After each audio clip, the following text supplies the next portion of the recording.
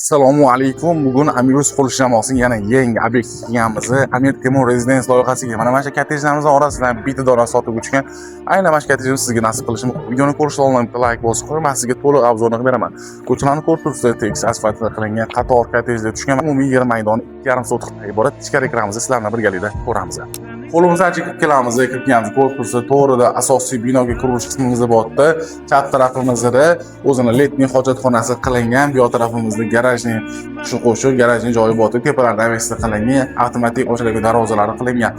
Ikki oshetimizda yashil hududda qilingan. Endi sizlarni birgalikda asosiy binoni ko'ramiz. Ketdik. Kelyapti. Hamda shuna qarang. Sifatli narsa ishlatilgan, arzon narsa ishlatilmagan. Asosiy bino kirib kelamiz. Uzun koridorimiz bor. O'ng tarafimizda oshxonamiz qilingan, ko'rib turgan oldida panorama oynalari qilingan. Yurib kelamiz, ikkinchi qavatga chiqib keturishimiz bo'ladi. Hop, chap tarafni ko'ramiz. Chap tarafimizda o'zining mehmonxonasi, birinchi qavat mehmonxona bor. Mehmonxona qarang, kattaligini o'kay. Hop, yurib kelamiz, birinchi mehmonxonani ko'ramiz. O'ng tarafimizda ota-onalar yotoqxonasi, ichida o'zini alohida yuvinish xonasi qilingan. Bu tarafda orqa hovli, stol suv, letniy oshxonadan foydalansanglar bo'ladi. To'g'rimizda ko'rib turgan bu tarafda umumiy yuvinish xonasi, yuvinish xonadan chiqamiz, bu tarafimizda ota-onalar yotoqxonasi bor yoki bolalar yotoqxonasi qilib bersanglar bo'ladi. Birinchi qavatni ko'rdingiz, ikkinchi qavatni sizlar birgalikda ko'ramiz. Ketdik. Ikkinchi qavatga chiqqanimizda birinchi qavatdagi xonamiz o'ng tarafimizda o'zining mehmonxonasi bor, ko'rib kattagina qilingan, balkon qismlari ham bor. Mehmonxonadan chiqamiz, yana o'ng tarafimizda o'zining ota-onalar yotoqxonasi, ichida yuvinish xonalari ham qilingan. Chap tarafimizda ham olasizlar bolalar yotoqxonasi qo'shinglar ham bo'ladi. Bu yerda ham ichida yuvinish xonalari qilingan.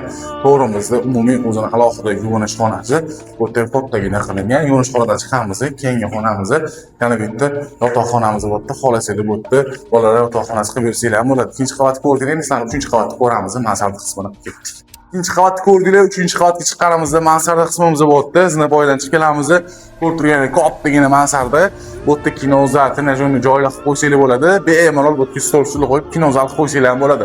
Ko'rib turgan kichkina emas, kattagina mansarda qilingan. Bu yoqqa kameraning remont bilan ta'mirlanib chiqarib, mana shunaqa kechqurun ishdan charchab kelganda bemalol kinozal qilib kino ko'rib o'tirsanglar ham bo'ladi. Xonadonimizdan ko'rdinglar, yoqqansa like bosib qo'yasizlar. Yuzani ko'rdinglar, yoqqansa like bosib qo'yasizlar. Mirzo Ulug'bek tumani Do'rmonda joylashgan Amir Temur rezidens loyihasi. Kottejlar orasidan bitta donasi sotib o'tishga mana mashinamiz bor. 2,5 sotixdan iborat xonadonni ko'rdinglar. Fasadchilar qilib beriladi, ishlar korobka holatda topshiriladi. 2,5 sotixdan iborat 7 xona narxini 260 million bilan baholashyapti. Yana o'tirib turgan joylari ham bor. Hamma sharoitlari bor, magazin, bog'cha, maktab. Qiziqqanligidan pastga yo'q qoldiramiz. To'g'ri o'tirganlarni so'rab baragasini qilsanglar bo'ladi. Mana shu kottej qidiruvga mana shu videomizni tashlab qo'yasizlar.